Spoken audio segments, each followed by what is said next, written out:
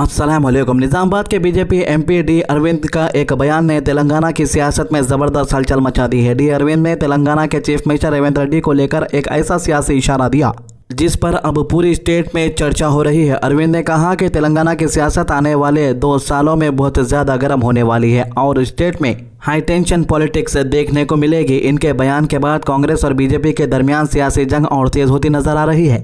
D Arvind ने अपने बयान में बंगाल की सियासत का जिक्र करते हुए रेवंत रेड्डी का कंपैरिजन बंगाल सीएम सुवेंदु अधिकारी से किया और इस बात का भी इशारा दिया कि आने वाले वक्त में तेलंगाना की सियासत में बड़े सियासी बदलाव देखने को मिल सकते हैं। इन्होंने कहा कि तेलंगाना में कांग्रेस की पोजीशन धीरे धीरे कमजोर होती जाएगी और 2028 से 2029 असेंबली इलेक्शन में कांग्रेस को तारीखी शिकस्त का सामना करना पड़ेगा।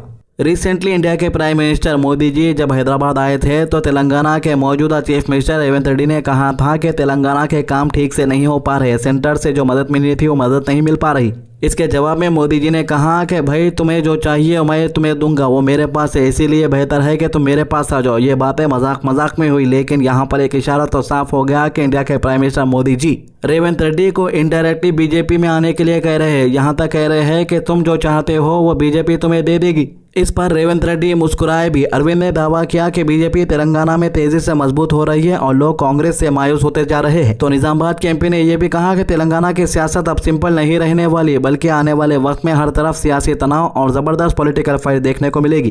कांग्रेस सपोर्टर्स ने इस बयान को बीजेपी का सियासी प्रोपेगेंडा बता रहे हैं, जबकि बीजेपी लीडर इसे तेलंगाना की बदलती सियासी हवा करार दे रहे। तेलंगाना में ऑलरेडी पॉलिटिकल एटमॉस्फेयर काफी गर्म चल रहा है और अब डी अरविंद के इस बयान ने नई बहस को जन्म दे दिया है। सोशल मीडिया पर भी लोग इस मुद्दे पर अपनी राय दे रहे हैं। कुछ लोग कह रहे हैं कि बीजेपी तेलंगाना में अपनी जगह मजबूत करने की पूरी कोशिश कर रही है, जबकि दूसरी तरफ कांग्रेस लीडर का कहना है कि बीजेपी सिर्फ बयानबाजी कर रही है और हकीकत में तेलंगाना की आवाम कांग्रेस के साथ है।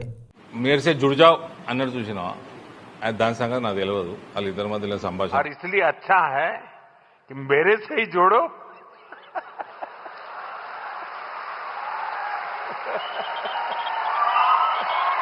तो ये जो पुलिस वाले लीडरों को आके पकड़ लेके जाते हैं, ये पहले से प्री प्लान रहता। ये बीजेपी के मेंबर हैं, ये लोग पहले से प्लान कर लिए। पुलिस वालों को बोल दिया कि हम लोग ऐसा एहतजाज करने के ट्राई करते, मतलब कि एक्टिंग करते, तुम लोग हमको पकड़ लेके चल जाना कहते पुलिस स्टेशन को। अब इन्हें पुलिस वालों के सामने भगवा शाल डाल लेता और एहतजाज करना शुरू कर देता। ये कब हो रहा था बोलते रामचंद्र राव एहतजाज के वास्ते बीजेपी के लीडरों को बुला रहे थे। अब ये लोग इतने आईदी कुंडे हैं कि घर के बाहर निकल के एहतजाज करते कि पुलिस की गाड़ी भी रेडी है।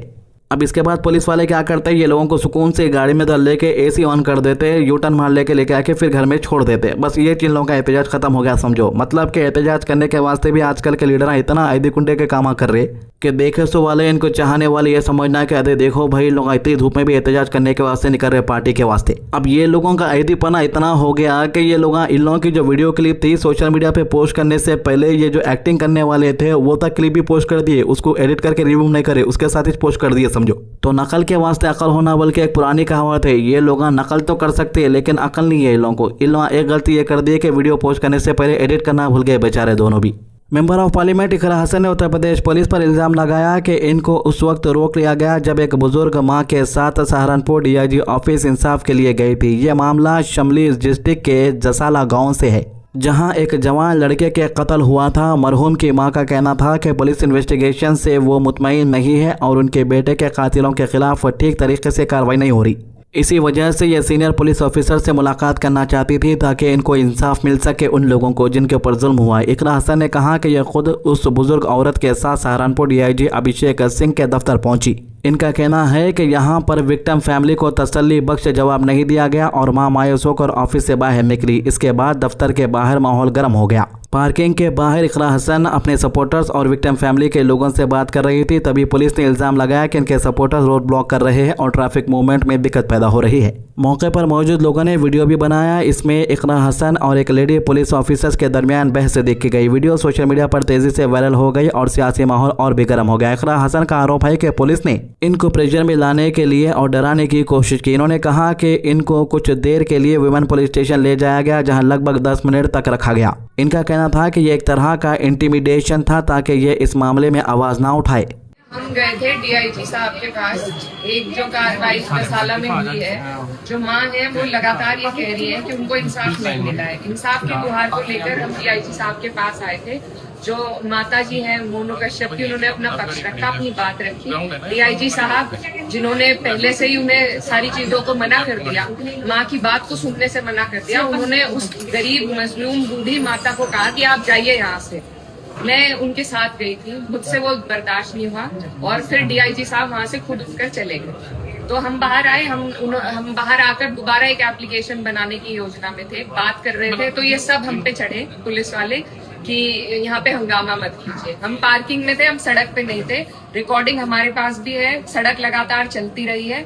अब सड़क की ट्रैफिक की बुनियाद पे ये मुझे यहाँ पर महिला थाने में लेकर आए हैं, तो ये सरासर तानाशाही है और सिर्फ ये जो भाजपा के लोग हैं उनके लिए पुलिस वाले काम कर रहे हैं अब साफ तौर से। तो इसके अलावा मुंबई के बांद्रा इलाके में इस वक्त एक बहुत ही बड़ा बदलाव देखने को मिल रहा है। सोशल मीडिया पर वीडियोस वायरल हो रहे हैं जहां पर देखा गया है कि कई रोड खोदी गई है, हर तरफ ट्रैफिक डाइवर्जन लगे हुए हैं और पूरा एरिया कंस्ट्रक्शन जोन जैसा नजर आ रहा है। पहले बांद्रा वेस्ट में यह काम चल रहा था, अब बांद्रा ईस्ट में भी इसी बड़े डेवलपमेंट का हिस्सा बन गया है। इस पूरे प्रोजेक्ट का मकसद मुंबई के ट्रांसपोर्ट सिस्टम को मॉडर्न बनाना, लोकल ट्रेन्स का प्रेशर कम करना और आने वाली मुंबई अहमदाबाद बुलेट ट्रेन के लिए बेहतर कनेक्टिविटी देना है। वेस्टर्न रेलवे ने बांद्रा ईस्ट के गरीब नगर का एक बहुत बड़ा डिमोलिशन ड्राइव शुरू किया है। ये स्लम एरिया रेलवे ट्रैक के बिल्कुल पास बसा हुआ था और अब यहाँ से 400 से ज़्यादा घर और दुकानें हटाई जा रही है। इस मौके पर जीशान सिद्दीकी के कज़न भाई भी आए थे एहतजाज करने के लिए, लेकिन पुलिस वालों ने इन्हें डिटेन कर लिया। अथॉरिटीज़ का कहना है कि यह जगह सेंटा क्रूज से मुंबई सेंट्रल तक 5th और 6th रेलवे लाइन एक्सपेंड करने के लिए ज़रूरी है। रेलवे ऑफिशियल्स के मुताबिक इस प्रोजेक्ट के बाद लोकल ट्रेन्स में भीड़ कम होगी, ट्रेन ऑपरेशन स्मूथ होंगे और मुंबई से 50 नई ओरिजिनेटेड ट्रेन चलाई जा सकेगी। डिमोलिशन ड्राइव के दौरान पूरे इलाके में हेवी पुलिस फोर्स तैनात की गई, बुलडोजर्स और हेवी मशीनरीज के जरिए स्ट्रक्चर्स गिराए जा रहे हैं और देब्रिस हटाए जा रहे हैं। कोर्ट रिकॉर्ड के मुताबिक और सिर्फ उन लोगों को रिहेबिलिटेशन का हक दिया जाएगा जो अगस्त 2021 के सर्वे में एलिजिबल पाए गए थे। ऐसा लगभग 100 फैमिलीज को अल्टरनेटिव अकोमोडेशन दिया जाएगा या दे दिया जा चुका है, ये कहना है, लेकिन बाकी लोगों की जगह खाली करनी पड़ेगी। इस प्रोजेक्ट का एक और बड़ा मकसद बांद्रा सब अर्बन स्टेशन को बांद्रा टर्मिनस से ज़्यादा बेहतर तरीके से कनेक्ट करना है। फिलहाल दोनों स्टेशन के दरमियान काफ़ी डिस्टेंस और ट्रैफिक इशू रहता है। रेलवे अथॉरिटीज़ चाहती है कि सब अर्बन और लॉन्ग डिस्टेंस ट्रेन सर्विसेज को अलग अलग मैनेज किया जाए ताकि डिले और भीड़ कम हो सके। सबसे ज़्यादा चर्चा इस बात पर हो रही है कि ये पूरा development upcoming bullet train project से भी जुड़ा हुआ है। मुंबई अहमदाबाद बुलेट ट्रेन का underground station Bandra Kurla complex यानी BKC में बन रहा है, जो मुंबई का नया बिजनेस हब माना जाता है। यहाँ बड़े बड़े कॉर्पोरेट ऑफिस और स्काईस्क्रैपर मौजूद है। कंस्ट्रक्शन की वजह से अभी BKC में ट्रैफिक और कॉस्ट काफ़ी ज़्यादा है, लेकिन फ्यूचर में यही इलाका मुंबई का सबसे मॉडर्न ट्रांसपोर्ट हब बनने वाला है। मेट्रो लाइन 3 यानी एक्वा लाइन अब पहले की BKC को मुंबई एयरपोर्ट से सिर्फ 10 से 15 मिनट में कनेक्ट कर रही है। अब सबअर्बन रेल एक्सपेंशन और बुलेट ट्रेन प्रोजेक्ट मिलकर इस पूरा एरिया को एक मल्टी मॉडल ट्रांसपोर्ट हब में तब्दील कर देंगे। अथॉरिटीज का कहना है कि इससे वेस्टर्न लाइन और वेस्टर्न एक्सप्रेस हाईवे पर प्रेशर कम होगा और कम्यूटर्स को बेहतर लास्ट माइल कनेक्टिविटी मिलेगी। साथ ही धारावी डेवलपमेंट प्रोजेक्ट भी चल रहा है जो लगभग 95,000 करोड़ रुपए का मेगा प्रोजेक्ट है। आने वाले सालों में बांद्रा और इसके आसपास के कई स्लम एरियाज पूरी तरह बदल दिए जाएंगे।